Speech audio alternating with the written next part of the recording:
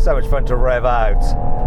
There is one complaint, it's that I find the brakes a little bit grabby when you first touch them, but after that the pedal feel is very, very consistent and they're strong.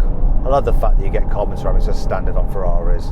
It's absolutely the way it should be. So if you're driving to the Alps and you're doing hairpin after hairpin, you're not going to get any fade and drop off the edge of a mountain. There is another thing about it. While it's the sportiest, unless the conditions are dry, then it can be one of the scariest. In fact, it does just feel like a Ferrari sports car when you are driving it slightly quickly in the wet. The setup of the four-wheel drive system means that most of the time it just drives like a rear-wheel drive car. And so if you put your foot down suddenly in the wet, it can step on you. I had that earlier, it just went sideways on me, even though I was in sports setting, not with the stability all the way off, and it was quite frightening. I did manage to gather it back up again, so it was fine. But you do notice if the conditions aren't quite perfect and the road is a bit bumpy, it's sort of like tram lines quite a bit when you're accelerating.